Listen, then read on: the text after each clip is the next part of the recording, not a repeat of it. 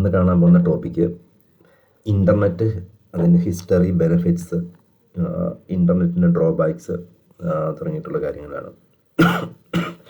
Sorry. അപ്പോൾ നമ്മൾ കഴിഞ്ഞ ദിവസം നെറ്റ്വർക്കിനെ കുറിച്ച് കണ്ടായിരുന്നു അല്ലേ. നെറ്റ്വർക്ക് എന്ന് പറഞ്ഞാൽ കമ്പ്യൂട്ടറുകൾ അങ്ങോട്ടും ഇങ്ങോട്ടും കണക്ട് ചെയ്ത് ഡാറ്റ ഷെയർ ചെയ്യാൻ പറ്റുന്ന ഒരു കൺസെപ്റ്റ് നമ്മൾ നെറ്റ്വർക്ക് എന്ന് പറഞ്ഞാൽ. അപ്പോൾ അതുപോലെ തന്നെ ലോകത്തിലെ എല്ലാ കമ്പ്യൂട്ടേഴ്സും കണക്ട് ചെയ്ത് വലിയൊരു നെറ്റ്വർക്ക് ഓഫ് നെറ്റ്വർക്ക്, വലിയൊരു ഗ്ലോബൽ നെറ്റ്വർക്ക് ഉണ്ടാക്കിയെടുത്ത് അതുവഴി ഡാറ്റ ഷെയർ ചെയ്യാൻ പറ്റുന്ന ഒരു കൺസെപ്റ്റ് നമ്മൾ പറയുന്ന പേരാണ് ഇൻ്റർനെറ്റ് എന്ന് പറയും. അപ്പോൾ ഇൻ്റർനെറ്റ് നമ്മൾ പറയുന്നത് ഒരു ഗ്ലോബൽ നെറ്റ്വർക്ക് എന്നാണ്. ഇൻ്റർനെറ്റ് ഈസ് എ ഗ്ലോബൽ നെറ്റ്വർക്കാണ്. അത് കമ്പ്യൂട്ടറിൽ നമ്മൾ interconnected computers that communicated through standard protocol. അതായത് ലോകത്തുള്ള എല്ലാ കമ്പ്യൂട്ടേഴ്സും നമ്മൾ അങ്ങോട്ടും ഇങ്ങോട്ടും കണക്ട് ചെയ്ത് വലിയൊരു ലാർജ് നെറ്റ്വർക്ക് ഉണ്ടാക്കിയെടുത്തിട്ട് അതുവഴി നമ്മൾ എന്ത് ചെയ്യണം, കമ്മ്യൂണിക്കേറ്റ് ചെയ്യുന്നതാണ് ഡാറ്റ ഷെയർ ചെയ്യുകയാണ്. അപ്പോൾ അങ്ങനെ ഡാറ്റ ഷെയർ ചെയ്യുമ്പോൾ സ്റ്റാൻഡേർഡ് ആയിട്ടുള്ള ചില റൂളുകൾ നമ്മൾ യൂസ് ചെയ്യും. സ്റ്റാൻഡേർഡ് പ്രോട്ടോകോൾസ് ഒക്കെ ഉപയോഗിച്ചിട്ട് ഡാറ്റ ഷെയർ ചെയ്യുന്ന ഒരു കൺസെപ്റ്റ് നമ്മൾ പറയുന്ന പേരാണ് എന്ന് പറയുന്നത് ഇൻ്റർനെറ്റ് എന്ന് പറയും. അപ്പോൾ എന്തൊക്കെയാണ് ഇങ്ങനെ ഇൻ്റർനെറ്റ് ഉണ്ടാക്കിയെടുക്കുന്നുള്ള ഗുണമെന്ന് വെച്ച് കഴിഞ്ഞാൽ നമുക്ക് ഇൻഫർമേഷൻസിനെ ഷെയർ ചെയ്യാൻ പറ്റും, അങ്ങോട്ടും ഇങ്ങോട്ടും കമ്മ്യൂണിക്കേറ്റ് ചെയ്യാൻ പറ്റും. പലരും പ്രൊവൈഡ് ചെയ്യുന്ന സർവീസ് നമുക്ക് ഉപയോഗിക്കാം. അതായത് ഇമെയിൽ പോലുള്ള സർവീസുകൾ നമുക്ക് ഉപയോഗിക്കാനായിട്ട് പറ്റും. വെബ്സൈറ്റുകൾ നമുക്ക് കാണാം, വീഡിയോസ്, ഓൺലൈൻ ഷോപ്പിംഗ് ചെയ്യാം. ഇതൊക്കെയാണ് നമുക്ക് ഇങ്ങനെ വലിയൊരു നെറ്റ്വർക്ക് ഉണ്ടാക്കിയെടുത്ത് അതുവഴി നമുക്ക് ഡാറ്റ ഷെയർ ചെയ്യുമ്പോഴുള്ള ഗുണങ്ങൾ എന്ന് പറയുന്നത്. അപ്പം ഇൻ്റർനെറ്റ് എന്ന് വെച്ച് കഴിഞ്ഞാൽ ഒരു വേൾഡ് വൈഡ് സിസ്റ്റമാണ് of inter connected computer network that usually അവിടെ യൂസ് ചെയ്യുന്ന പ്രധാനപ്പെട്ട രണ്ട് പ്രോട്ടോക്കോളുകളാണ്. ട്രാൻസ്മിഷൻ കൺട്രോൾ പ്രോട്ടോക്കോൾ TCP എന്ന് പറയും, അതുപോലെ തന്നെ ഇൻ്റർനെറ്റ് പ്രോട്ടോക്കോൾ IP എന്ന് പറയുന്നത്. ഈ രണ്ട് പ്രോട്ടോക്കോൾസ് ഉപയോഗിച്ചിട്ടായിരിക്കും നമ്മൾ എന്ത് ചെയ്യുന്നത്, പ്രധാനമായിട്ടും നമ്മൾ ഡാറ്റാസിനെ അങ്ങോട്ടും ഇങ്ങോട്ടും ഷെയർ ചെയ്യുന്നത്. അപ്പോൾ അങ്ങനെ വലിയൊരു ഇൻ്റർനെറ്റ് എന്ന് പറഞ്ഞാൽ നെറ്റ്വർക്ക് ഓഫ് നെറ്റ്വർക്കാണ്. ഒരു കുറേയധികം നെറ്റ്വർക്കുകൾ എടുത്ത് കുറേയധികം കമ്പ്യൂട്ടറുകളെ കണക്ട് ചെയ്ത് വലിയൊരു നെറ്റ്വർക്ക് ഉണ്ടാക്കിയെടുത്തേക്കുന്നത് നമ്മൾ പറയുന്ന പേരാണ് എന്ന് പറയുന്നത് ഇൻ്റർനെറ്റ് എന്ന് പറയും. ഇനി എങ്ങനെയാണ് ഇങ്ങനൊരു നെറ്റ്വർക്ക് ഉണ്ടാക്കിയെടുത്തത്, അതിൻ്റെ ഹിസ്റ്ററി എങ്ങനെയാണെന്ന് നോക്കാം. ഇപ്പോൾ ആദ്യമുള്ള കമ്പ്യൂട്ടറുകൾ ഇങ്ങനെ ഇൻഡിവിജ്വൽ കമ്പ്യൂട്ടേഴ്സ് ആയിരുന്നു. അപ്പോൾ ഇൻഡിവിജ്വൽ കമ്പ്യൂട്ടേഴ്സിനെ കണക്ട് ചെയ്ത ഡാറ്റ ഷെയർ ചെയ്യുക എന്നൊക്കെ ഇങ്ങനെ കണ്ടുപിടിച്ചത് ഒരു 1960 ഇങ്ങനെ ഒരു കൺസെപ്റ്റ് കൊണ്ടുവരുന്നത്. അതായത് കമ്പ്യൂട്ടറുകളെ വയർ വഴി അങ്ങോട്ടും ഇങ്ങോട്ടും കണക്ട് ചെയ്ത് ഒരു സ്ഥലത്ത് നിന്ന് വേറെ സ്ഥലത്തേക്ക് ഡാറ്റേനെയൊക്കെ നമുക്കിങ്ങനെ സെൻഡ് ചെയ്യാൻ പറ്റും എന്നൊരു കൺസെപ്റ്റൊക്കെ കൊണ്ടുവന്നത് എന്താണ് 1960 കാലഘട്ടങ്ങളിലാണ്.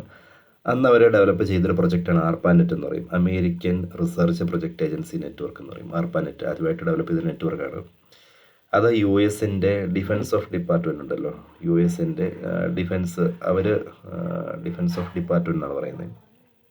അവരുടെ കമ്പ്യൂട്ടറുകൾ അങ്ങോട്ടും ഇങ്ങോട്ടും കണക്ട് ചെയ്ത് സെക്യൂറായിട്ട് എന്തെങ്കിലുമൊക്കെ മിലിറ്ററി ഇൻഫർമേഷൻസൊക്കെ ഷെയർ ചെയ്യാൻ വേണ്ടിയാണ് അവർ ആദ്യം ഈ ARPANET കണ്ടുപിടിച്ചത്. പിന്നീട് അവരെന്ന് വെച്ച് കഴിഞ്ഞാൽ അവരുടെ യൂണിവേഴ്സിറ്റികൾ തമ്മിൽ കണക്ട് ചെയ്യാനായിട്ട് ഈ നെറ്റ്വർക്ക് കുറച്ചും കൂടി ഗ്രോ ചെയ്തു. അപ്പോൾ എൻ്റെ ഒരു 4 യൂണിവേഴ്സിറ്റിയാണ് ആദ്യം അവർ കണക്ട് ചെയ്തത്. UCLA, Stanford, Santa Barbara and university of Utah. ഇത്ര 4 യൂണിവേഴ്സിറ്റീനെ അപ്പോൾ ആദ്യം അവർ ചെറിയ അവരുടെ മിലിറ്ററി പർപ്പസിന് വേണ്ടി 3-4 കമ്പ്യൂട്ടറുകൾ അങ്ങോട്ടും ഇങ്ങോട്ടും ഷെയർ ചെയ്തതുപോലെ തന്നെ അപ്പോൾ അവർ കുറച്ചും കൂടെ ആ നെറ്റ്വർക്കിനെ കുറച്ചും കൂടെ ഗ്രോ ചെയ്തു. അതായത് 3-4 യൂണിവേഴ്സിറ്റികൾ കണക്ട് ചെയ്ത് അവരുടെ ഡാറ്റ അങ്ങോട്ടും ഇങ്ങോട്ടും ഷെയർ ചെയ്യാനായിട്ടൊക്കെ ആയിട്ട് ഈ നെറ്റ്വർക്ക് ഇങ്ങനെ ഗ്രോ ചെയ്യുകയാണ് ചെയ്തത്. അപ്പോൾ ഇതിൻ്റെ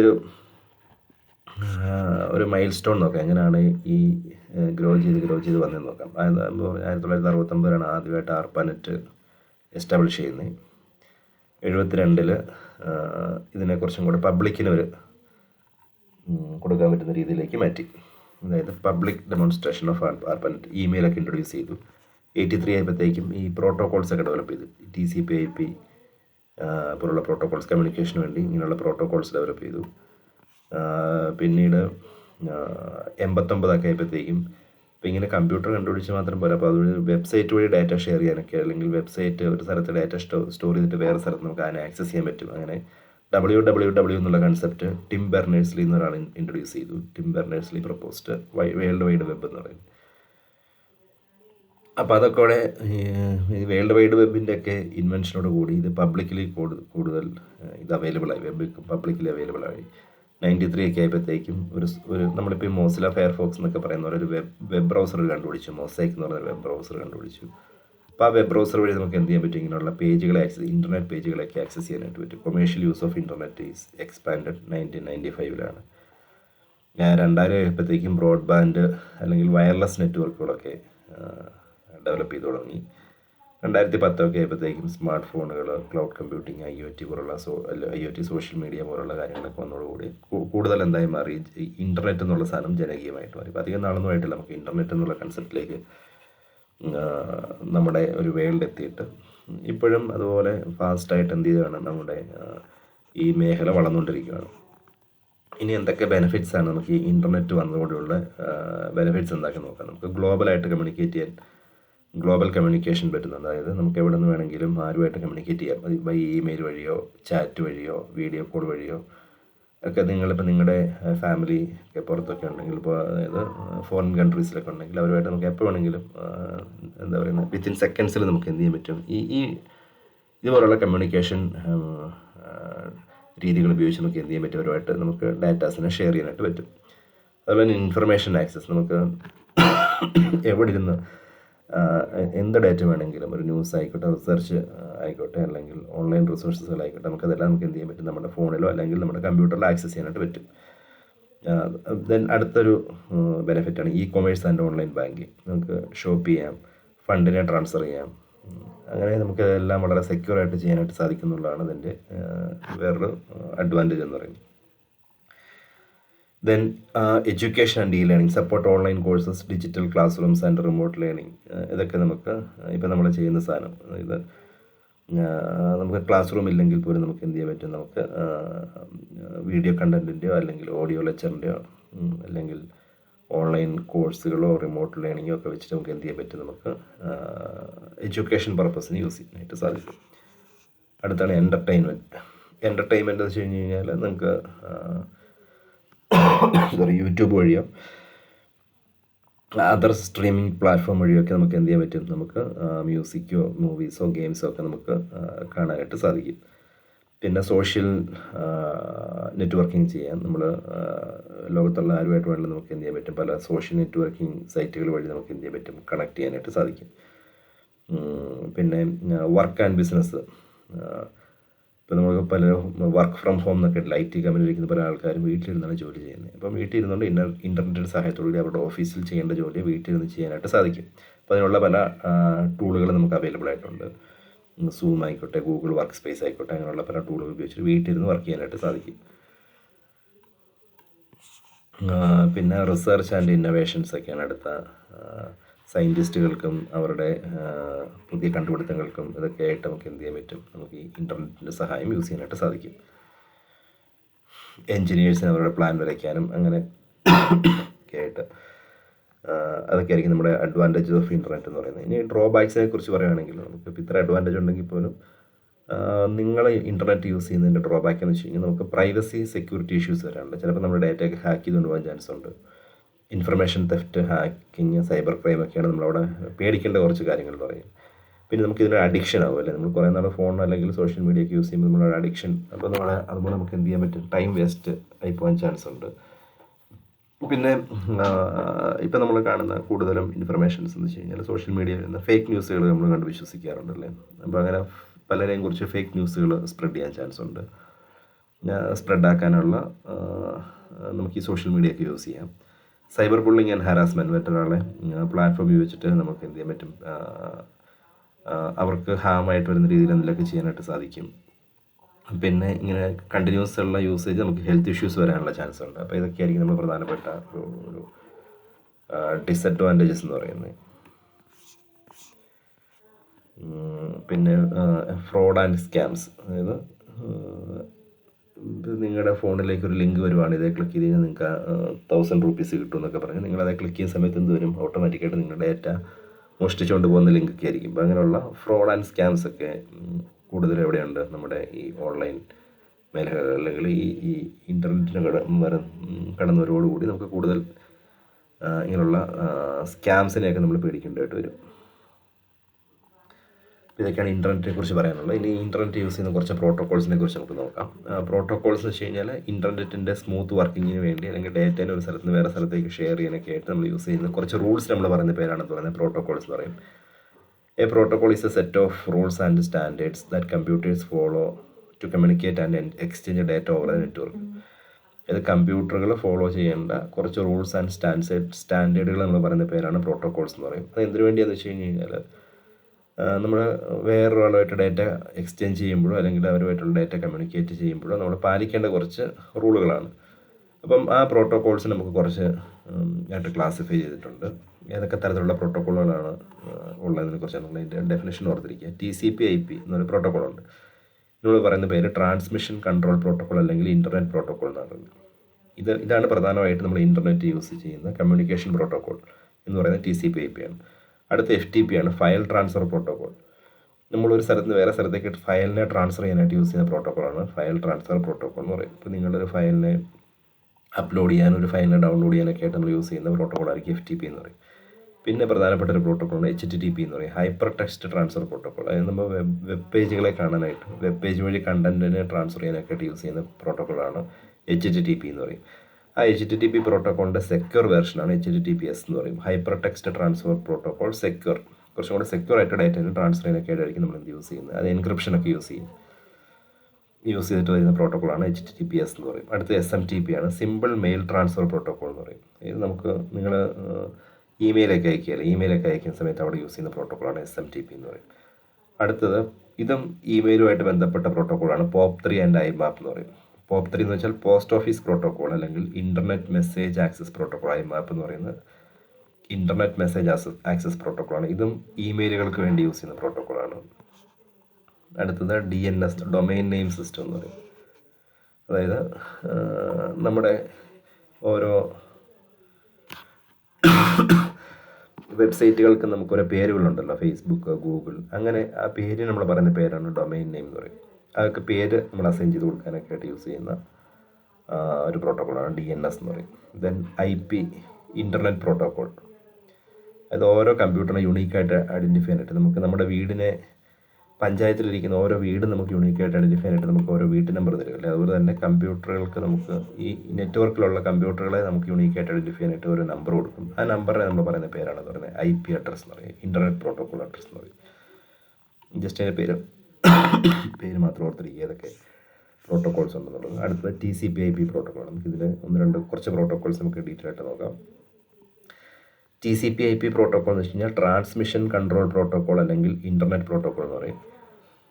ട്രാൻസ്മിഷൻ കൺട്രോൾ പ്രോട്ടോക്കോൾ അല്ലെങ്കിൽ ഇൻ്റർനെറ്റ് പ്രോട്ടോക്കോൾ ആണ് TCP/IPയുടെ ഫുൾ ഫോം എന്ന് പറയുന്നത്. ഇനി എന്തിനു വേണ്ടിയാണ് ഇത്? പ്രധാനമായിട്ടും ഇൻ്റർനെറ്റിൽ ഡാറ്റേനെ ട്രാൻസ്മിറ്റ് ചെയ്യാനൊക്കെ ആയിട്ടാണ് നമ്മൾ യൂസ് ചെയ്യുന്നത്. It define how data is transmitted and received. നമുക്ക് എങ്ങനെ ഡാറ്റേനെ നമുക്ക് ഒരു കമ്പ്യൂട്ടറിൽ നിന്ന് വേറൊരു കമ്പ്യൂട്ടറിലേക്ക് ട്രാൻസ്മിറ്റ് ചെയ്യാം, അതുപോലെ തന്നെ അവിടെ നിന്ന് വരുന്ന ഡാറ്റയെ എങ്ങനെ റിസീവ് ചെയ്യാം, അതിനെയൊക്കെ ഡിഫൈൻ ചെയ്യാൻ വേണ്ടി യൂസ് ചെയ്തിരിക്കുന്ന പ്രോട്ടോക്കോളാണ് TCP/IP എന്ന് പറയും.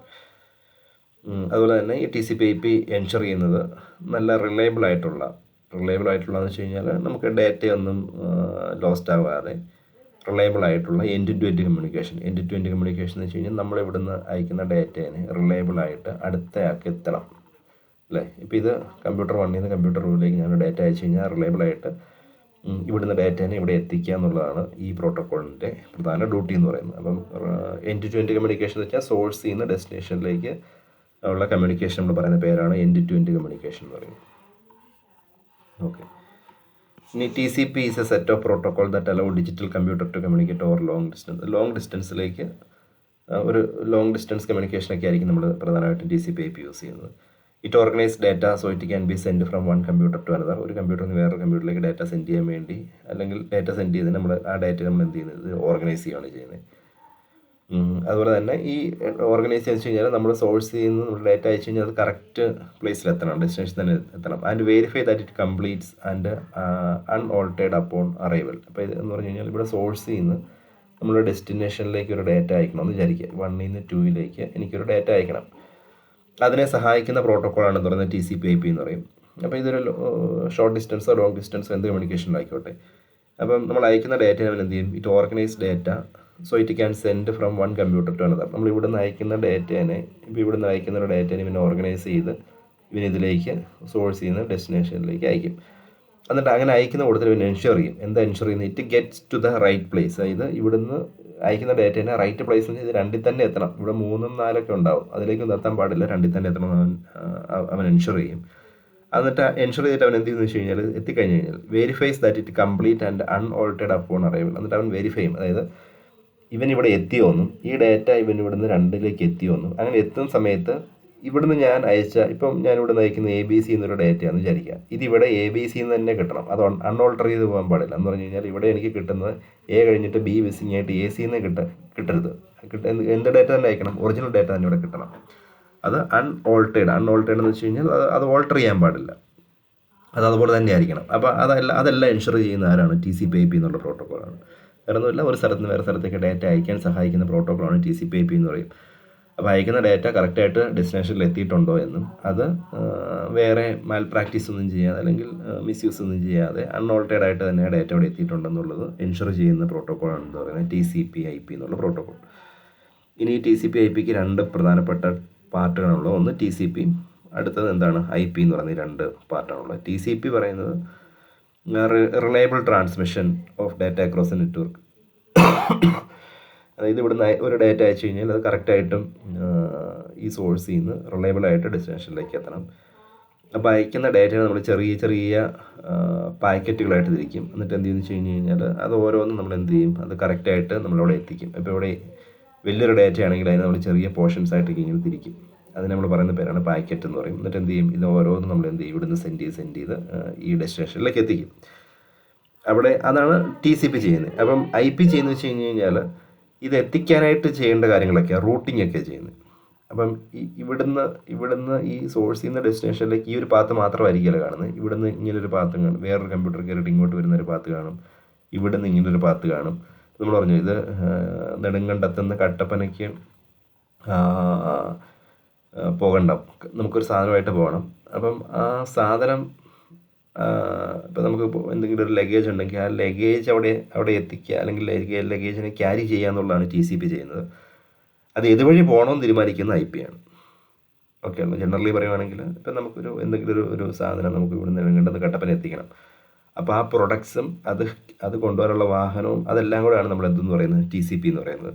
അത് ഏത് വഴി പോകണം, ഏത് റൂട്ട് വഴി പോകണം എന്ന് തീരുമാനിക്കുന്നതാണ് നമ്മൾ എന്ത് പറയുന്നത്, IP എന്ന് പറയുന്നത്. അതുപോലെ തന്നെ നമുക്ക് ഡേറ്റേനെ ഒരു കമ്പ്യൂട്ടറിൽ നിന്ന് വേറൊരു കമ്പ്യൂട്ടറിലേക്ക് എത്തിക്കണം.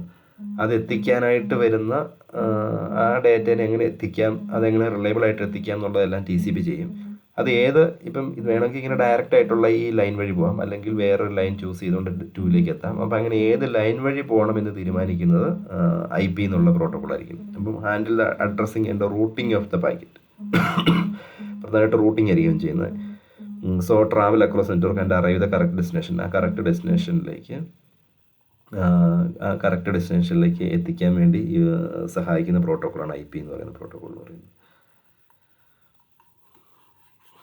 ഓക്കെ, അപ്പം TCP/IPയുടെ പ്രധാനപ്പെട്ട 2 പാർട്ടുകളാണ് TCPയും IP. ഇനി അതിൻ്റെ വർക്കിംഗ് പറയുകയാണെങ്കിൽ വേറെ ഒന്നുമില്ല, നമ്മളിപ്പോൾ പറഞ്ഞ പോലെ ഡേറ്റയെ നമ്മൾ ചെറിയ പാക്കറ്റുകളായിട്ട് തിരിക്കും. എന്നിട്ട് എന്ത് വെച്ച് കഴിഞ്ഞാൽ ഈ പാക്കറ്റിനെ ഓരോന്നിനും ലേബൽ ചെയ്യും. ആ ലേബൽ ചെയ്യുന്ന ഓരോ പാക്കറ്റിലും റിസീവ് ചെയ്യേണ്ട ആളുടെ IP അഡ്രസ്സ് ഉണ്ടാവും. എന്നിട്ട് പാക്കറ്റ് ഈ ഓരോ റൂട്ട് വഴിയും ഇങ്ങനെ പാസ് ചെയ്തിട്ട് എന്ത് ചെയ്യും, ഫൈനലി ഡെസ്റ്റിനേഷനിലേക്ക് എത്തുമ്പോൾ എന്ത് ചെയ്യും, റീഅസംബിൾ ചെയ്യും. എന്ന് പറഞ്ഞു കഴിഞ്ഞാൽ ഇവിടെ സോഴ്സിൽ നിന്ന് ഇത് സോഴ്സ് കമ്പ്യൂട്ടർ ആണെങ്കിൽ ഇത് ഡെസ്റ്റിനേഷൻ കമ്പ്യൂട്ടറാണെന്ന് വിചാരിക്കുക. അപ്പോൾ ഇവിടെ നിന്ന് എനിക്കൊരു വലിയൊരു ഡേറ്റ അയക്കണം. ആ ഡേറ്റേനെ, ഇപ്പോൾ ഇവിടെ അയക്കുന്ന ഡേറ്റേനെ നമ്മളിങ്ങനെ ചെറിയ ഒരു 3 പാക്കറ്റ്, ഇത് വലിയൊരു ഡേറ്റയാണെന്ന് വിചാരിക്കുക. ഈ ഡേറ്റേനെ അയക്കണ്ടേ, ഈ ഡേറ്റേനെ ഞാനിങ്ങനെ 1, 2, 3 എന്നുള്ള 3 പാക്കറ്റുകളായിട്ട് തിരിച്ചു. എന്നിട്ട് എന്ത് ചെയ്യുന്നു വെച്ച് കഴിഞ്ഞാൽ ഇവൻ സോഴ്സിൽ നിന്ന് ഡെസ്റ്റിനേഷനിലേക്ക് അയക്കുന്നത് ആദ്യം ചിലപ്പോൾ 2 ആയിരിക്കും അയക്കുന്നത്, ചിലപ്പം അത് കഴിഞ്ഞിട്ടായിരിക്കും 1 അയക്കുന്നത്, അത് കഴിഞ്ഞിട്ടായിരിക്കും 3 അയക്കുന്നത്. അപ്പോൾ ഇങ്ങനെ ഈ ഒരു ഓർഡറിലാണ് പാക്കറ്റ് അയക്കുന്നത് വിചാരിക്കുക. ഇവനിവിടെ നിന്ന് ഇങ്ങനെ ട്രാവൽ ചെയ്ത് ഇവിടെ എത്തിക്കഴിയുമ്പോൾ ഈ ഓർഡറിൽ കീപ്പ് ചെയ്യണം, 1, 2, 3 എന്നുള്ള ഓർഡറിലേക്ക്. അതാണ് റീഅസംബിൾ ചെയ്യുക എന്ന് പറയുന്നത്. ഇതിനെ ഒറിജിനൽ 1, 2, 3 ആക്കി മാറ്റണം. എന്നിട്ട് എന്ത് ചെയ്യും, ഇവനോട് സ്വീകരിക്കും. അപ്പോൾ അത്രേ ഉള്ളൂ. വർക്കിംഗ് വെച്ചാൽ ഡേറ്റേനെ നമ്മൾ പാക്കറ്റായിട്ട് തിരിക്കുന്നു. എന്നിട്ട് ഈ ഓരോ പാക്കറ്റും ഈ 2ഉം 1ഉം 3ഉം ഏത് കമ്പ്യൂട്ടറിൽ എത്തണം, ഈ D എന്ന് പറയുന്ന ഡെസ്റ്റിനേഷൻ കമ്പ്യൂട്ടറിലേക്ക് എത്തണം. അപ്പോൾ ഓരോ പാക്കറ്റിനകത്തും ഡെസ്റ്റിനേഷൻ്റെ IP അഡ്രസ്സ് നമ്മൾ സെറ്റ് ചെയ്ത് നോക്കും. അവനത് കറക്റ്റ് ഇവിടെ എത്തും. ഇവിടെ എത്തിക്കഴിയുമ്പോൾ എന്ത് ചെയ്യും, റീഅസംബിൾ ചെയ്ത് ഒറിജിനൽ മെസ്സേജ് ആക്കി മാറ്റും. അപ്പോൾ അതായിരിക്കും ഇതിൻ്റെ വർക്കിംഗ് എന്ന് പറയുന്നത്, അതായത് TCP/IPയുടെ വർക്കിംഗ് എന്ന് പറയുന്നത്. ഇനിയുള്ളത് വെച്ച് കഴിഞ്ഞാൽ ഫയൽ ട്രാൻസ്ഫർ പ്രോട്ടോക്കോളാണ്. ഫയൽ ട്രാൻസ്ഫർ പ്രോട്ടോക്കോൾ എന്ന് വെച്ച് കഴിഞ്ഞാൽ നമ്മളൊരു സ്ഥലത്ത് നിന്ന് വേറെ സ്ഥലത്തേക്ക് ഫയൽസിനെ അപ്ലോഡ് ചെയ്യാൻ ഡൗൺലോഡ് ചെയ്യാൻ നിങ്ങളിപ്പോൾ നിങ്ങളുടെ ഫോണിൽ നിന്ന് സിനിമ ഡൗൺലോഡ് ചെയ്യല്ലേ, അല്ലെങ്കിൽ വേറൊരാളുടെ കമ്പ്യൂട്ടറിൽ നിന്ന് എന്തെങ്കിലും ഒരു ഫയൽ നമ്മുടെ കമ്പ്യൂട്ടറിലേക്ക് കൊണ്ടുവരുവാണെങ്കിൽ അതിനെ സഹായിക്കുന്ന പ്രോട്ടോക്കോളാണ് FTP എന്ന് പറയും. FTP is A standard protocol used for transferring files. ഇതാണ് ഫയൽസിനെ ട്രാൻസ്ഫർ ചെയ്യുക ബിറ്റ്വീൻ ക്ലയൻറ്റ് ആൻഡ് സെർവർ. ക്ലയൻറ്റും സെർവറും തമ്മിലുള്ള കമ്മ്യൂണിക്കേഷനിൽ ഫയൽസിനെ ട്രാൻസ്ഫർ ചെയ്യാൻ വേണ്ടി യൂസ് ചെയ്യുന്ന പ്രോട്ടോക്കോളാണ് FTP എന്ന് പറയും. അതിൻ്റെ യൂസ് എന്ന് വെച്ച് കഴിഞ്ഞാൽ uploading and downloading files from web server. പ്രധാനമായിട്ട് ഇപ്പോൾ നിങ്ങൾ ആർക്കും ഒരു ഫയൽ അറ്റാച്ച് ചെയ്ത് കൊടുക്കുമെന്ന് വിചാരിക്കുക, അത് അപ്ലോഡിങ് ആണ്. നിങ്ങൾ എന്തെങ്കിലും ഒരു ഫയൽ അവരയച്ചൊരു ഫയൽ ഡൗൺലോഡ് ചെയ്തെടുക്കുകയാണ്, അത് അല്ലെങ്കിൽ നമ്മുടെ കമ്പ്യൂട്ടറിലേക്ക് നമ്മൾ സേവ് ചെയ്യണം. അതിന് നമ്മൾ പറയുന്ന പേരാണ് പറയുന്നത് ഡൗൺലോഡിങ് എന്ന് പറയും.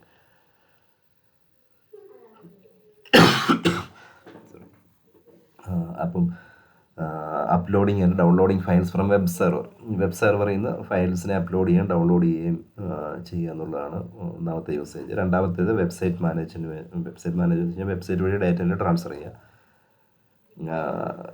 അതുപോലെ തന്നെ ലാർജ് ഫയൽസിനെയൊക്കെ ഷെയർ ചെയ്ത് കൊടുക്കുക. അതിനൊക്കെ ആയിരിക്കും നമ്മൾ ഫയൽ ട്രാൻസ്ഫർ പ്രോട്ടോക്കോൾ യൂസ് ചെയ്യുന്നത്. FTP is a internet tool provide. TCP/IP-യിലെ ഒരു ടൂളാണ് FTP എന്ന് പറയുന്നത്. It helps to transfer file from one computer to another by providing access to directories or folder on remote computers and allow software, data and text file to be transferred between different kind of computers. FTP file transfer protocol എന്ന് പറയുന്നത് TCP/IP-യുടെ ഒരു ടൂളാണ്. ഇതെന്താണെന്ന് വെച്ച് കഴിഞ്ഞാൽ ഇതെന്താണ് help ചെയ്യുന്നത് വെച്ച് കഴിഞ്ഞാൽ FTP ഹെൽപ്പ് ചെയ്യുന്നത് വെച്ച് കഴിഞ്ഞാൽ transfer file from one computer to another. ഒരു കമ്പ്യൂട്ടറിൽ നിന്ന് വേറെ കമ്പ്യൂട്ടറിലേക്ക് ഫയൽസിനെ ട്രാൻസ്ഫർ ചെയ്യുക. ഇങ്ങനെ ട്രാൻസ്ഫർ ചെയ്യുക by providing access to directories or folder. നമ്മുടെ കമ്പ്യൂട്ടറിൽ ഇരിക്കുന്ന ഒരു ഫോൾഡറോ അല്ലെങ്കിൽ ഡയറക്ടറി ആക്സസ് ചെയ്യാൻ പെർമിഷൻ കൊടുക്കുക. On remote computer and allow software, data and text file to be transferred. എന്നിട്ട് എന്ത് വെച്ച് കഴിഞ്ഞാൽ ഈ ഫോൾഡറിൽ നിന്ന് നമുക്ക് എന്ത് ചെയ്യാൻ പറ്റും, ഒരു സോഫ്റ്റ്വെയറോ അല്ലെങ്കിൽ ഒരു ഡേറ്റയോ അല്ലെങ്കിൽ ഒരു ടെക്സ്റ്റ് ഫയലിനെ നമുക്ക് എന്ത് ചെയ്യാൻ പറ്റും, ട്രാൻസ്ഫർ ചെയ്യാൻ പറ്റും. ഡിഫറെൻറ്റ് കൈൻഡ് അവിടെ നിന്ന് നമുക്ക് പല കമ്പ്യൂട്ടറിലേക്ക് നമുക്ക് ട്രാൻസ്ഫർ ചെയ്ത് കൊടുക്കാനായിട്ട് സഹായിക്കും. അതിന് നമ്മൾ പറയുന്ന അതിനെ സഹായിക്കുന്ന ഒരു പ്രോട്ടോക്കോൾ നമ്മൾ പറയുന്നവരാണ് FTP എന്ന് പറയും. വേറെ ഒന്നുമില്ല. ഇപ്പം ഇത് നമ്മുടെ സെർവർ കമ്പ്യൂട്ടറിനകത്തിരിക്കുന്ന ഒരു ഫോൾഡറാണെന്ന് വിചാരിക്കുക. ആ ഫോൾഡറിൽ നമുക്ക് ഒരു ഫയലുണ്ട്. അത് നിങ്ങളുടെ ചിലപ്പോൾ ഒരു മൂവി ആയിരിക്കാം.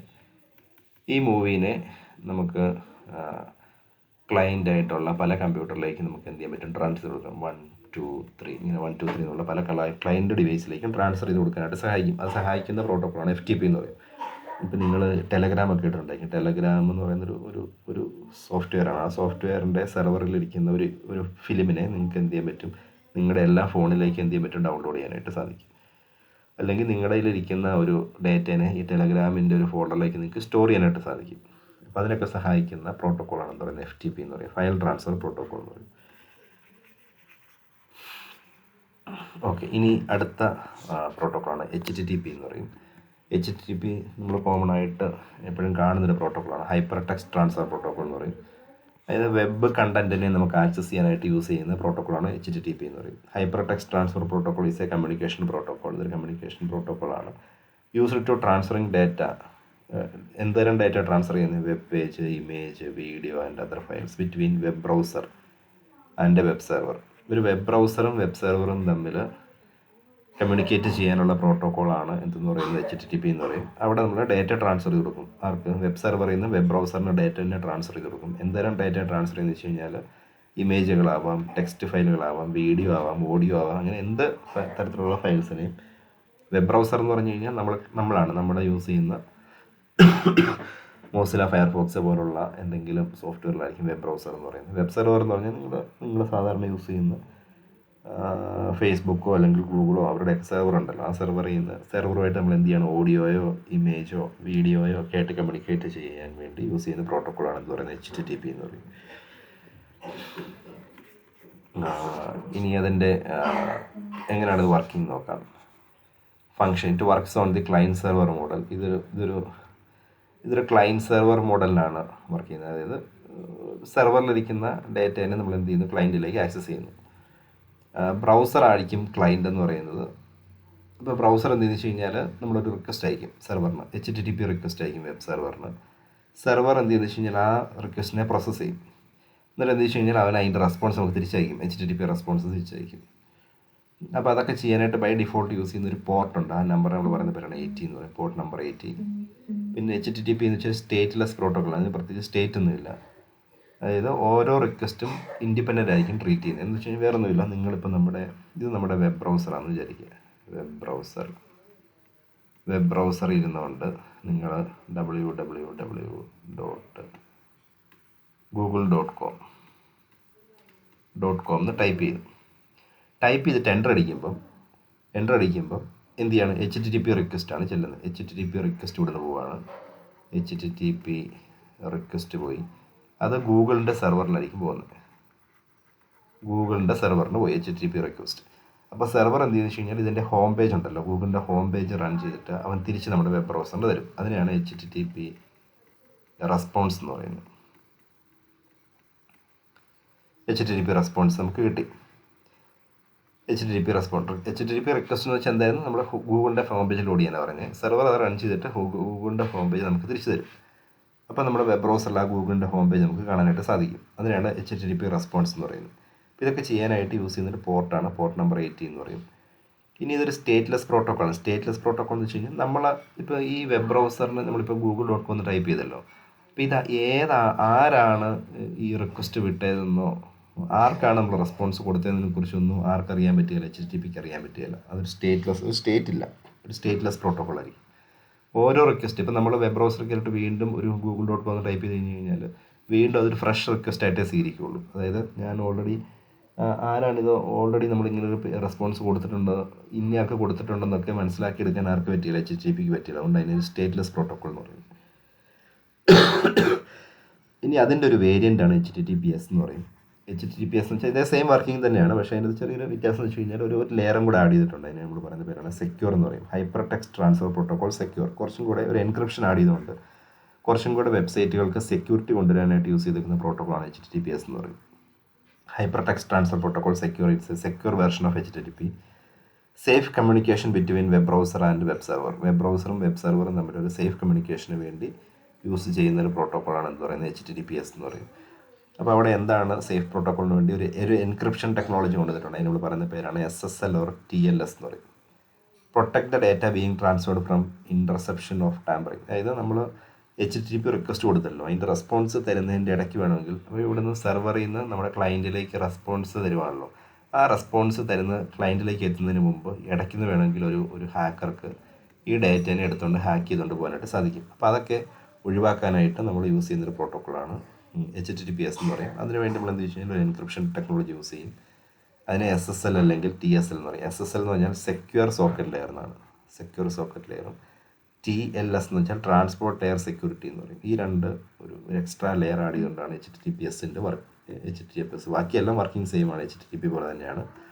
അതിൻ്റെ അതൊരു എക്സ്ട്രാ എൻക്രിപ്ഷൻ ടെക്നോളജി കൊണ്ടുവന്നിട്ടുണ്ടെന്ന് മാത്രമേ ഉള്ളൂ. അത് നമ്മുടെ ഹാക്കിംഗ് ഒക്കെ ഒഴിവാക്കാനായിട്ടും ഒക്കെ ആയിട്ട് നമ്മൾ യൂസ് ചെയ്യുന്നൊരു പ്രോട്ടോക്കോളാണെന്ന് പറയുന്നത് HTTPS എന്നുള്ള പ്രോട്ടോക്കോൾ അത്രേ ഉള്ളൂ.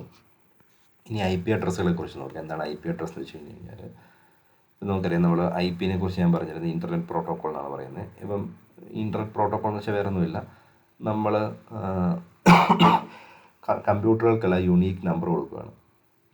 നെറ്റ്വർക്കിൽ ആഡാകുന്ന ഓരോ കമ്പ്യൂട്ടറിന് നമ്മൾ യുണീക്ക് നമ്പർ കൊടുക്കും. ആ നമ്പർ വെച്ചിട്ടായിരിക്കും നമ്മൾ എന്ത് ചെയ്യുന്നത്, കമ്മ്യൂണിക്കേഷൻ അങ്ങോട്ടും ഇങ്ങോട്ടും നടക്കുന്നത്. ഇപ്പോൾ നമുക്കറിയാം, നമ്മൾ പറഞ്ഞു പഞ്ചായത്തിൽ നമ്മളൊരു വീട് വെച്ച് കഴിഞ്ഞാൽ ആ വീട് നമ്മൾ എന്ത് ചെയ്യും, പഞ്ചായത്തൊരു നമ്പർ തരും.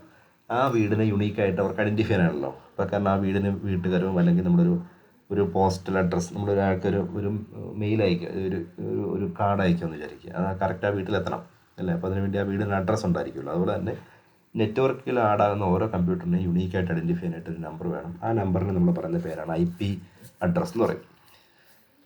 IP നമ്മൾ പറയുന്ന പേര് ഇൻ്റർനെറ്റ് പ്രോട്ടോക്കോൾ ആണ്. It's set of rules that govern how data is send and received over the internet or in network. പ്രധാനമായിട്ട് ഈ പ്രോട്ടോക്കോൾ വർക്ക് ചെയ്യുന്നത് വെച്ച് കഴിഞ്ഞാൽ ഇതൊരു സെറ്റ് ഓഫ് IP എന്ന് വെച്ചാൽ സെറ്റ് ഓഫ് റൂൾസ് ആണ്. അതെന്താണ് ഗവേൺ ചെയ്യുന്നത് അല്ലെങ്കിൽ അവൻ എന്താണ് കൺട്രോൾ ചെയ്യുന്നത് വെച്ച് കഴിഞ്ഞാൽ, എങ്ങനെയാണ് ഡേറ്റ സെൻഡ് ചെയ്യുന്നതും റിസീവ് ചെയ്യുന്നതും on the internet or network, ഏതെങ്കിലും നെറ്റ്വർക്കിലോ അല്ലെങ്കിൽ ഇൻ്റർനെറ്റിലോ എങ്ങനെയാണ് ഡേറ്റേനെ സെൻഡ് ചെയ്യുന്നത് റിസീവ് ചെയ്യുന്നതിനെ കുറിച്ചുള്ള റൂളുകളെ നമ്മൾ പറയുന്ന പേരാണ് IP എന്ന് പറയും. It ensure that data packets travel from source to destination accurately and efficiently. ഇപ്പോൾ നമ്മൾ TCP/IP പറഞ്ഞ പോലെ തന്നെ TCP/IPയുടെ ഒരു കമ്പോണൻ്റ് ആയിരുന്നു IP. അപ്പോൾ അതേ ഡെഫിനേഷൻ തന്നെയാണ്. അപ്പോൾ നമ്മൾ പറയുന്നത് വെച്ച് കഴിഞ്ഞാൽ അതിന് എൻഷുർ ചെയ്യാണ് ഡാറ്റ പാക്കറ്റ്, നമ്മൾ അയക്കുന്ന പാക്കറ്റിനെ സോഴ്സ് ചെയ്യുന്ന എങ്ങനെ ഡെസ്റ്റിനേഷനിലേക്ക് ആക്യുറേറ്റ് അല്ലെങ്കിൽ റിലയബിൾ ആയിട്ട് എത്തിക്കാൻ പറ്റും എന്നുള്ളതൊക്കെ തീരുമാനിക്കുന്ന ആരായിരിക്കും? IP എന്നുള്ളതാണ്. ഇനി ഈ ഇപ്പോൾ TCP/IPയുടെ പ്രധാനപ്പെട്ട ഡ്യൂട്ടിയാണ് പറഞ്ഞത്. ഇനി IPയുടെ പ്രധാനപ്പെട്ട ഒരു ഡ്യൂട്ടി എന്ന് വെച്ച് കഴിഞ്ഞാൽ identify each device on A network. അതായത് ഞാൻ ഇപ്പോൾ പറഞ്ഞ പോലെ തന്നെ നമ്മൾ നെറ്റ്വർക്കിൽ ഒരു 100 കമ്പ്യൂട്ടർ ഉണ്ടെങ്കിൽ അതിൽ 100ാമത്തെ അല്ലെങ്കിൽ 80ാമത്തെ കമ്പ്യൂട്ടർ എങ്ങനെയാണ് നമ്മൾ ഐഡൻറ്റിഫൈ എന്ന് വെച്ച് കഴിഞ്ഞാൽ അങ്ങനെ ഐഡൻറ്റിഫൈ ചെയ്യാൻ വേണ്ടിയാണ് നമ്മൾ എന്ത് യൂസ് ചെയ്തേക്കുന്നത്? ഈ IP എന്നുള്ള സാധനം യൂസ് ചെയ്തേക്കുന്നത്. അപ്പോൾ യൂണീക്ക് നമ്പർ കൊടുക്കും. IP അഡ്രസ് എന്ന് വെച്ച് കഴിഞ്ഞാൽ ഒരു യൂണീക്ക് നമ്പറാണ്. ഓരോ നെറ്റ്വർക്കിലുള്ള ഓരോ കമ്പ്യൂട്ടറും നമ്മൾ അസൈൻ ചെയ്ത് കൊടുക്കുന്ന യൂണീക്ക് നമ്പറിനെ നമ്മൾ പറഞ്ഞ പേരാണ് IP അഡ്രസ് എന്ന് പറയും. ഇനി അടുത്ത ഫംഗ്ഷൻ വെച്ചാൽ route data packets between sender and receiver across network. അപ്പം നമ്മൾ സെൻഡറിൽ നിന്ന് നമ്മളൊരു ഡാറ്റ ഡെസ്റ്റിനേഷനിലേക്ക് അയക്കുകയാണെങ്കിൽ അത് ഏത് റൂട്ടിൽ കൂടെ പോകണം എന്ന് തീരുമാനിക്കുന്നത് ആരായിരിക്കും? നമ്മുടെ IP ആയിരിക്കും തീരുമാനിക്കുന്നത്. ഓക്കെ. അപ്പോൾ നമ്മൾ യൂണീക്ക് അഡ്രസ്സും കൊടുക്കും, പിന്നെ ആ സെൻഡറിൽ നിന്ന് റിസീവറിലേക്കുള്ള ഏത് റൂട്ട് വഴി പോകണമെന്ന് തീരുമാനിക്കുന്നത് IP ആയിരിക്കും. ഇനി അതിന് 2 പ്രധാനപ്പെട്ട വേർഷൻസ് ആണുള്ളത്. ഒന്ന് IPv4ഉം IPv6. നിങ്ങൾ ഇതിൻ്റെ പേര് മാത്രം ഓർത്തിരുന്നാൽ മതി. IPv4 IP വേർഷൻ 4 എന്നാണ് അതിൻ്റെ പേര്. IPv6 എന്ന് വെച്ചാൽ വേർഷൻ 6 ആണ് IPv6. ഇപ്പോൾ ഇതിൻ്റെ ബിറ്റൊന്നും നിങ്ങൾക്ക് ഓർത്തിരിക്കാൻ പറ്റില്ല. അത് IPv4 എന്നാൽ 32 ബിറ്റ് അഡ്രസ്സിങ്ങും 128 ബിറ്റ് അഡ്രസ്സിങ്ങും. കാരണം ഇതിനെക്കുറിച്ച് പറയുകയാണെങ്കിൽ വലിയൊരു ലാർജ് ടോപ്പിക് തന്നെയാണ്. അപ്പോൾ നമ്മൾ രണ്ട് ടൈപ്പ് ഉണ്ടെന്ന് ഓർക്കുക. IPക്ക് IPv4 ആൻഡ് IPv6 എന്ന് പറയുന്ന 2 ടൈപ്സ് ആണ് ഇതിനുള്ളതെന്ന് നോക്കുക. ഇനി ഇതിൻ്റെ ക്ലാസിഫിക്കേഷൻ IPക്ക് ഇത് പറ്റുമെങ്കിൽ ഓർത്തിരുന്നാൽ മതി. IPയെക്കുറിച്ച് ചോദിക്കുകയാണെങ്കിൽ എഴുതാനുള്ള കണ്ടൻസുകൾ നമ്മൾ മേളിൽ പറഞ്ഞിട്ടുണ്ട്. ഇനിയിപ്പം ഇതിൻ്റെ ക്ലാസിഫിക്കേഷൻ എന്ന് പറയുകയാണെങ്കിൽ പബ്ലിക് IP എന്ന് വെച്ച് കഴിഞ്ഞാൽ ഇൻ്റർനെറ്റിൽ നമുക്ക് എപ്പോഴും അവൈലബിൾ ആയിട്ടുള്ള IP ആണ് പബ്ലിക് IP എന്ന് വെച്ച് കഴിഞ്ഞാൽ. ഒരു പർട്ടിക്കുലർ ആൾക്ക് വേണ്ടി മാത്രം അസൈൻ ചെയ്ത് കൊടുക്കുന്ന ഒരു ലോക്കൽ ഏരിയ നെറ്റ്വർക്കിന് മാത്രം അല്ലെങ്കിൽ ഒരു ലാൻഡിന് മാത്രം അസൈൻ ചെയ്ത് കൊടുക്കുന്ന IP നമ്മൾ പറയുന്ന പേരാണ് പ്രൈവറ്റ് IP എന്ന് പറയും. ഇത് ഇൻ്റർനെറ്റ് IP ആണ് പബ്ലിക് IP എന്ന് പറയുന്നത്. സ്റ്റാറ്റിക് IP എന്ന് വെച്ച് കഴിഞ്ഞാൽ ഒരിക്കൽ അസൈൻ ചെയ്ത് കഴിഞ്ഞാൽ അത് അതുപോലെ തന്നെ ഇരിക്കും, പിന്നെ മാറുകയല്ല. ഡൈനാമിക് IP എന്ന് വെച്ച് കഴിഞ്ഞാൽ ടെമ്പററി ആയിട്ട് അസൈൻ ചെയ്താണ്, ഇടയ്ക്കിടയ്ക്ക് മാറിക്കൊണ്ടേയിരിക്കും. അതിന് നമ്മൾ പറയുന്ന പേരാണ് ഡൈനാമിക് IP എന്ന് പറയുന്നത്. പേരിൽ നിന്ന് തന്നെയാണ്. സ്റ്റാറ്റിക് ആണെങ്കിൽ ഫിക്സഡ് ആയിരിക്കും, ഡൈനാമിക് ആണെങ്കിൽ ചേഞ്ച്ഡ് ആയിരിക്കും. പബ്ലിക് ആണെങ്കിൽ എപ്പോഴും അവൈലബിൾ ആയിരിക്കും. പ്രൈവറ്റ് IP ആണെങ്കിൽ ഒരു പർട്ടിക്കുലർ ആൾക്ക് വേണ്ടി മാത്രം അസൈൻ ചെയ്ത് കൊടുക്കുന്നതായിരിക്കും പ്രൈവറ്റ് IP എന്ന് പറയും. ഇനി അടുത്തൊരു ടേമാണ് ഡൊമൈൻ നെയിം സിസ്റ്റം എന്ന് പറയും. ഡൊമൈൻ നെയിം സിസ്റ്റം എന്ന് വെച്ചാൽ നമ്മൾ പറയുന്ന പേരാണ് DNS എന്ന് പറയും. അതായത് ഇപ്പം നമ്മൾ ഭൂമിയിൽ ജനിക്കുന്ന എല്ലാവർക്കും ഓരോ നമ്പറാണ് അസൈൻ ചെയ്യുന്നത് വിചാരിക്കുക. ഇപ്പം നമുക്കൊന്നും പേരില്ല, നമ്പറാണെങ്കിലോ ഇങ്ങനെ ഓരോ നമ്പറാണ് അസൈൻ ചെയ്യുന്നതെങ്കിലുള്ള കുഴപ്പം എന്താണ്? ഈ നമ്പറൊക്കെ ഓരോരുത്തർക്കും ഓർത്തിരിക്കുക എന്നുള്ളത് ഭയങ്കര പാടാണല്ലേ. ഇപ്പോൾ നമ്മൾ ഒരാളെ നമ്പർ വെച്ചിട്ടാണ് നമ്മൾ അയാളെ ഐഡൻറ്റിഫൈ എന്ന് വെച്ച് കഴിഞ്ഞാൽ ആ നമ്പർ, അതായത് ഒരു 8 ഡിജിറ്റ് ഒരാളുടെ പേരിന് ഇങ്ങനെയുള്ള 8 ഡിജിറ്റ് നമ്പറാണെന്ന് വിചാരിക്കുക. നമ്മൾ എങ്ങനെ ആ ഡിജിറ്റ് നമ്പർ ഓർത്തിരിക്കും അല്ലേ? അപ്പോൾ നമ്മൾ അതിന് പകരമായിട്ട് നമുക്ക് ഈ നമ്പറിന് പകരമായിട്ട് ഒരു നെയിം കൊടുക്കുകയാണെങ്കിലോ, ഇപ്പം ഇങ്ങനെ ഒരു നെയിമാണ് ABC എന്നൊരു നെയിം ആണെങ്കിൽ പെട്ടെന്ന് നമുക്ക് ഓർത്തിരിക്കാൻ പറ്റുമല്ലേ. അതുപോലെ തന്നെ ഞാൻ പറഞ്ഞു കമ്പ്യൂട്ടറിലുള്ള അല്ലെങ്കിൽ നെറ്റ്വർക്കിലുള്ള കമ്പ്യൂട്ടർ നമ്മൾ IP അഡ്രസ്സ് കൊടുക്കുമെന്ന് പറഞ്ഞല്ലേ. ഈ അഡ്രസ്സ് പറഞ്ഞാൽ ഇങ്ങനെയുള്ള ഡിജിറ്റ് ആയിരിക്കും, ഇതുപോലുള്ള ഡിജിറ്റ് ആയിരിക്കും. ആ ഡിജിറ്റ് വെച്ച് നമ്മൾ എങ്ങനെ ഒരു കമ്പ്യൂട്ടർ നമ്മൾ ഐഡൻറ്റിഫൈ ചെയ്യും? അതിന് പകരമായിട്ട് ഈ ഡിജിറ്റിന് പകരമായിട്ട് നമ്മൾ അതിനൊരു പേര് വെച്ച് ഐഡൻറ്റിഫൈ ചെയ്യുകയാണെങ്കിൽ നമുക്ക് ഈസി അല്ലേ. നമുക്ക് ആ ഒരു പേര് വെച്ച് ആ കമ്പ്യൂട്ടറിനെ നമുക്ക് വിളിക്കാൻ പറ്റുമെങ്കിൽ അത് വളരെ ഈസി ആയിട്ട് നമുക്ക് ഹാൻഡിൽ ചെയ്യാൻ പറ്റും. അപ്പോൾ അങ്ങനെ നമ്പറിന് പകരമായിട്ട് നമുക്ക് അതിനെ ഒരു നെയിം വെച്ച് ഡിഫൈൻ ചെയ്യാൻ പറ്റുമെങ്കിൽ അതിന് നമ്മൾ പറയുന്ന പേരാണ് ഡൊമൈൻ നെയിം സിസ്റ്റം എന്ന് പറയും.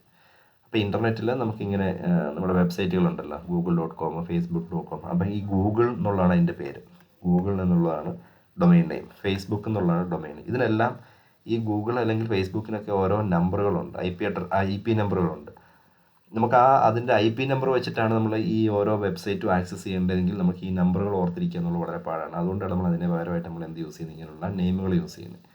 അപ്പോൾ നമ്മൾ facebook.com എന്ന് ടൈപ്പ് ചെയ്യുന്ന സമയത്ത് ഓട്ടോമാറ്റിക്കായിട്ട് അവിടെ സംഭവിക്കുന്നത് ഇതിനെ നമ്മളറിയാതെ ഇതിൻ്റെ IPയിലേക്ക് കൺവേർട്ട് ചെയ്യും. എന്നിട്ടായിരിക്കും പോയി സെർവറിൽ നിന്ന് ഡാറ്റ ആയിട്ട് കമ്മ്യൂണിക്കേറ്റ് ചെയ്ത് ഡാറ്റ എടുത്തുകൊണ്ട് വരുന്നത്. അപ്പം DNS എന്ന് വെച്ച് കഴിഞ്ഞാൽ ഇത്രയും ഡൊമൈൻ നെയിം സിസ്റ്റം എന്ന് വെച്ച് കഴിഞ്ഞാൽ ഈ നമ്പറുകൾക്ക് പകരമായിട്ട് നമ്മൾ ഐഡൻറ്റിഫൈ ചെയ്യാനായിട്ട് നെയിം കൊടുക്കും. അതിന് നമ്മൾ പറയുന്ന പേരാണ് ഡൊമൈൻ നെയിം എന്ന് പറയുന്നത്.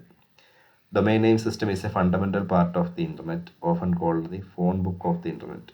ഇൻ്റർനെറ്റിൻ്റെ ഒരു ഫോൺ ബുക്ക് പോലെയാണ് ഇത് വർക്ക് ചെയ്യുന്നത്. അപ്പോൾ ഇത് പ്രൈമറി ഫംഗ്ഷൻ എന്ന് വെച്ച് കഴിഞ്ഞാൽ നമ്മൾ കൊടുക്കുന്ന ഡൊമൈൻ നെയിമിന് നമ്മൾ കൊടുക്കുന്ന പേരുകളുണ്ടല്ലോ, facebook.com, example.com എന്നൊക്കെ പറയുന്നതിന് IP ആയിട്ട് കൺവേർട്ട് ചെയ്യും. അതിൻ്റെ ഒറിജിനൽ IP അഡ്രസ് ആയിട്ട് കൺവേർട്ട് ചെയ്യുകയാണ് ചെയ്യുന്നത്. നമ്മൾ പറഞ്ഞിരുന്നു ഓരോ വെബ്സൈറ്റുകൾക്ക് നമുക്ക് ഇങ്ങനെ നമ്പറുകളുണ്ട്. ആ നമ്പറുകൾ ഓർത്തിരിക്കാൻ പാടായതുകൊണ്ട് നമ്മൾ അതിനെ എന്ത് ചെയ്യും, ഇങ്ങനെ ഒരു ഡൊമൈൻ നെയിം വെച്ചിട്ട് നമ്മൾ എന്ത് ചെയ്യും, ഡൊമൈൻ നെയിം വെച്ചിട്ട് നമ്മളതിനെ ഒരു നെയിം വെച്ച് നമ്മൾ ഐഡൻറ്റിഫൈ ചെയ്യും. അതിന് നമ്മൾ പറയുന്ന പേര് ഡൊമൈൻ നെയിം. ഇനി ഡൊമൈൻ നെയിം സിസ്റ്റം എന്താണെന്ന് വെച്ച് കഴിഞ്ഞാൽ, ഡൊമൈൻ നെയിം സിസ്റ്റം ചെയ്യുന്നത് നമ്മളിങ്ങനെ നിങ്ങൾ facebook.com എന്ന് ടൈപ്പ് ചെയ്യുന്ന സമയത്ത് www.facebook.com എന്ന് ടൈപ്പ് ചെയ്യുന്ന സമയത്ത് ഡൊമൈൻ നെയിം സിസ്റ്റം ചെയ്യുന്നത് ട്രാൻസ്ലേറ്റ് ഡൊമൈൻ നെയിം ഈ നെയിമിനെ ഇൻ്റർനെറ്റ് പ്രോട്ടോക്കോളാക്കി അതിൻ്റെ ഒറിജിനൽ IP ആയിട്ട് കൺവേർട്ട് ചെയ്യും. എന്നിട്ടായിരിക്കും എന്ത് ചെയ്യുന്നത്, കമ്മ്യൂണിക്കേഷൻ വർക്ക് ചെയ്യുന്നത്. അങ്ങനെ ചെയ്യുന്ന കൺസെപ്റ്റ് നമ്മൾ പറഞ്ഞ പേരാണ് ഡൊമൈൻ നെയിം സിസ്റ്റം എന്ന് പറയും. Domain name system. ഇനി DNS എങ്ങനെ വർക്ക് ചെയ്യുന്നത് വെച്ച് കഴിഞ്ഞാൽ വേറെ ഒന്നും ഇപ്പോൾ നമ്മൾ പറഞ്ഞ സാധനങ്ങൾ തന്നെ. നമ്മൾ വെബ് ബ്രൗസറിൽ വെബ്സൈറ്റിൻ്റെ പേര് ടൈപ്പ് ചെയ്യുന്നു. DNS എന്ത് വെച്ച് കഴിഞ്ഞാൽ അതിനെ IP അഡ്രസ് ആക്കി മാറ്റുന്നു. എന്നിട്ട് എന്ത് ചെയ്യും, IP അഡ്രസ്സ് കിട്ടിക്കഴിഞ്ഞാൽ അത് ഓട്ടോമാറ്റിക്കായിട്ട് അതിൻ്റെ ഡേറ്റ കളക്ട് ചെയ്ത് ബ്രൗസർക്ക് അയക്കുന്നു. ബ്രൗസർ എന്ത് ചെയ്യുന്നു, ബ്രൗസർ ഈ IP അഡ്രസ്സുമായിട്ട് കണക്ട് ചെയ്ത് അങ്ങോട്ടും ഇങ്ങോട്ടും ഡേറ്റ ഷെയർ ചെയ്യണമെങ്കിൽ ആ ഡേറ്റ ഷെയർ ചെയ്യുന്നു. നമ്മൾ www.example.com എന്ന് ടൈപ്പ് ചെയ്യുന്നു. DNS resolve check the IP address check ചെയ്യുന്നു. Retrieve the IP address and send to browser. എന്നിട്ട് എന്ത് വെച്ച് കഴിഞ്ഞാൽ ബ്രൗസർക്ക് ഇതിൻ്റെ കറസ്പോണ്ടിങ് IP അഡ്രസ്സ് സെൻഡ് ചെയ്ത് കൊടുക്കും. സെൻഡ് ചെയ്ത് കൊടുത്ത IP അഡ്രസ്സും വെച്ച് എന്ത് ചെയ്യും, വെബ് സെർവറായിട്ട് കമ്മ്യൂണിക്കേറ്റ് ചെയ്യും. ഇപ്പം നമ്മൾ വേറൊന്നുമില്ല, ഞാൻ ഇവിടുന്ന് www.facebook.com ടൈപ്പ് ചെയ്ത് കഴിഞ്ഞാൽ ഓട്ടോമാറ്റിക്കായിട്ട് ചെയ്യുന്നത്. ഇതിൽ DNS റിസോൾവ് പറഞ്ഞൊരു സാധനമുണ്ട്. ഇവൻ ഇതിൻ്റെ IP അഡ്രസ്സ് കണ്ടുപിടിക്കുന്നു. 192.168.1.7 ഇങ്ങനൊരു നമ്പറാണെന്ന് വിചാരിക്കുക. ഇതിൻ്റെ IP അഡ്രസ്സ് DNS റിസോൾവ് കണ്ടുപിടിച്ചിട്ട് നമുക്ക് തരും, വെബ് ബ്രൗസറിന് തരും. ഇതാണ് നിങ്ങൾ ടൈപ്പ് ചെയ്ത ഫേസ്ബുക്കിൻ്റെ IP. ഇങ്ങനെ ഈ IP കിട്ടിക്കഴിഞ്ഞാൽ വെബ് ബ്രൗസർ എന്ത് ചെയ്യും, ഇതും വെച്ചിട്ട് അവൻ്റെ ഫേസ്ബുക്കിൻ്റെ സെർവറുമായിട്ട് കമ്മ്യൂണിക്കേറ്റ് ചെയ്യും. ഇത്രേ ഉള്ളൂ. ഇതൊന്നും നമ്മൾ ബാക്ക്ഗ്രൗണ്ട് നമ്മൾ അറിയുന്നില്ല. നമ്മൾ facebook.com ടൈപ്പ് ചെയ്യുമ്പോൾ ഓട്ടോമാറ്റിക്കായിട്ട് പേജ് ലോഡായി വരും അല്ലേ. അതിൻ്റെ ബാക്ക്ഗ്രൗണ്ടിൽ നടക്കുന്നത് facebook.com ടൈപ്പ് ചെയ്യുമ്പോൾ ഓട്ടോമാറ്റിക്കായിട്ട് ബാക്ക്ഗ്രൗണ്ടിൽ പോയി DNS റിസോൾവ് ഇതിൻ്റെ IP അഡ്രസ്സ് കണ്ടുപിടിച്ചിട്ട് നമുക്ക് തരും. വെബ് ബ്രൗസർ നമുക്ക് നമ്മുടെ വെബ് ബ്രൗസറിന് തരും. വെബ് ബ്രൗസർ ഈ IP വെച്ചിട്ട് നമ്മൾ എന്ത് ചെയ്യും, അവരുടെ സെർവറുമായിട്ട് കമ്മ്യൂണിക്കേറ്റ് ചെയ്യും. ഇതായിരിക്കും ഇതിൻ്റെ വർക്കിംഗ് എന്ന് പറയുന്നത്. അപ്പോൾ ഇതിൻ്റെ ഗുണമെന്ന് വെച്ച് കഴിഞ്ഞാൽ നമുക്ക് ഈ നമ്പറുകൾ ഓർത്തിരിക്കേണ്ട കാര്യമില്ല. നമുക്ക് ഈസി ആയിട്ട് വെബ്സൈറ്റിൻ്റെ പേര് ഓർത്തിരിക്കാം, നമുക്ക് ഈസി ആയിട്ട് ആക്സസ് ചെയ്യാം. അതുപോലെ തന്നെ ബാക്കപ്പ് ഒക്കെ ചെയ്ത് വെക്കാനായിട്ടുള്ള പെട്ടെന്ന് തന്നെ ബാക്കപ്പ് ചെയ്ത് വെക്കാൻ പറ്റും. പിന്നെ ഗ്ലോബൽ ഇൻ്റർനെറ്റ് യൂസബിലിറ്റി എന്ന് വെച്ച് കഴിഞ്ഞാൽ നമുക്ക് ഈ ലോകത്തുള്ള എല്ലാവരും ഈ ഡൊമൈൻ നെയിമാണല്ലോ യൂസ് ചെയ്തിരിക്കുന്നത്. അപ്പോൾ ഏത് ഏരിയയിലുള്ള ഡൊമൈൻ നമുക്ക് എന്ത് ചെയ്യാൻ പറ്റും, നമ്മുടെ വെബ് ബ്രൗസറിൽ ആക്സസ് ചെയ്യാനായിട്ട് പറ്റും. ഇനി നമ്മൾ പാർട്സ് ഓഫ് എ ഡൊമൈൻ നമ്മൾ പറയുകയാണെങ്കിൽ എന്തൊക്കെ പാർട്സുകളുണ്ട്. നമ്മൾ www.google.com www എന്ന് പറയുന്നത് ഒരു സബ് ഡൊമൈനാണ്. ഗൂഗിൾ എന്നുള്ളത് അതിൻ്റെ പേരും, .com എന്നുള്ളതിനെ ടോപ്പ് ലെവൽ ഡൊമൈൻ എന്ന് പറയുന്നത്. അപ്പം .com എന്ന് പറയുന്നത് നമുക്ക് പല രീതിയിലുണ്ട്. .in ഉണ്ടാവും, .gov ഉണ്ടാവും, .mil ഉണ്ടാവും. ഇത് മിലിറ്ററി പർപ്പസിന് വേണ്ടി വെബ്സൈറ്റുകളായിരിക്കും, ഇത് ഗവൺമെൻറ് വെബ്സൈറ്റുകളായിരിക്കും, ഇത് ഇന്ത്യൻ വെബ്സൈറ്റാണെന്ന് അറിയിക്കാനായിട്ടുള്ളതായിരിക്കും, ഇത് കൊമേഴ്ഷ്യൽ വെബ്സൈറ്റുകളാണ്. അതിന് നമ്മൾ പറയുന്ന പേര് ടോപ്പ് ലെവൽ ഡൊമൈൻ TLD എന്ന് പറയും. ഇതായിരിക്കും അതിൻ്റെ ഒറിജിനൽ പേര്, ഇത് അതിൻ്റെ സബ് ഡൊമൈനും ആയിരിക്കും. ഈ 3 പാർട്ടുകളായിട്ടായിരിക്കും പ്രധാനമായിട്ട് ഡൊമൈൻ നെയിമുകൾ നമ്മൾ തിരിക്കുന്നത്.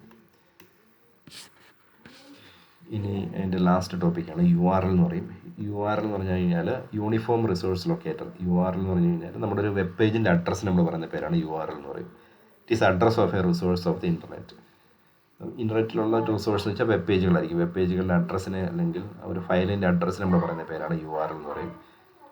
ഇപ്പോൾ ഈ URL it tells the browser where to find, എവിടെയാണ് വെബ് പേജ് ഇരിക്കുന്നത്, എവിടെയാണ് അതിൻ്റെ ഒരു ഇമേജ് ഇരിക്കുന്നത്, വീഡിയോ ഇരിക്കുന്നത്, അല്ലെങ്കിൽ അങ്ങനെ എന്തെങ്കിലും കാര്യങ്ങൾ ഇരിക്കുന്നതിനെക്കുറിച്ച് ഓൺലൈനിൽ ഇരിക്കുന്ന ഒരു ഫയലിൻ്റെ അഡ്രസ്സിന് നമ്മൾ പറയുന്ന പേരാണ് URL എന്ന് പറയും. അല്ല, ഇപ്പം നിങ്ങളൊരു സിനിമ കിട്ടിക്കഴിഞ്ഞാൽ സിനിമയുടെ ലിങ്ക് അയക്കാൻ പറയല്ല, ലിങ്കാണ് എന്ന് പറയുന്നത് URL എന്ന് പറയുന്നത്. ഇപ്പോൾ എക്സാമ്പിളായിട്ട് പറയുകയാണെങ്കിൽ ഇതുണ്ട് http://example.com. ഇതൊരു ലിങ്കാണ് അല്ലേ, ഇതിനാണ് പറയുന്ന പേരാണ് URL എന്ന് പറയും. ഇതിന് കുറേ പാർട്ടുകളുണ്ടാവും.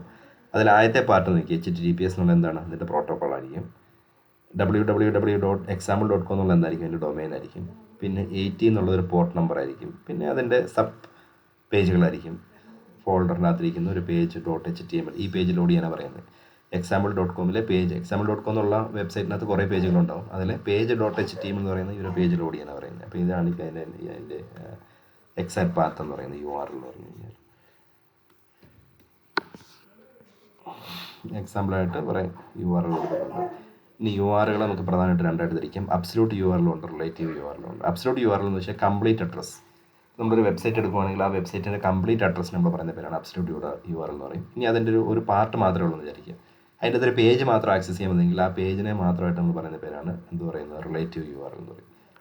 അപ്പോൾ ഇതിന് മുന്നോട്ടുള്ള കാര്യങ്ങളൊന്നും പറയാല്ല. നോക്കി, ഇതാണെങ്കിൽ HTTPS പ്രോട്ടോക്കോൾ സഹിതം ഡൊമൈൻ നെയിമിൻ്റെ പേര് സഹിതം അതിൻ്റെ പേജിലേക്ക് പോകും. ഇതാണെങ്കിൽ അതിൻ്റെ പേജ് മാത്രമായിരിക്കും സ്പെസിഫൈ ചെയ്യുന്നത്. അങ്ങനെയുള്ളതാണെങ്കിൽ റിലേറ്റീവ് URL എന്നും, കംപ്ലീറ്റ് അഡ്രസ്സ് ആണെങ്കിൽ അതിനെ അബ്സല്യൂട്ട് URL എന്നും പറയും. ഓക്കെ, അപ്പോൾ ഇത്രയാണ് ഇൻ്റർനെറ്റും അതിൻ്റെ ഹിസ്റ്ററിയും അതിൽ യൂസ് ചെയ്യുന്ന പ്രോട്ടോക്കോൾസിനെ കുറിച്ച് നമുക്ക് കാണാനുള്ളത്. അപ്പോൾ ഇത് ജസ്റ്റ് വീഡിയോ നിങ്ങൾ കണ്ടതിന് ശേഷം ഈ ടെക്സ്റ്റ് വായിച്ച് നോക്കുക കേട്ടോ.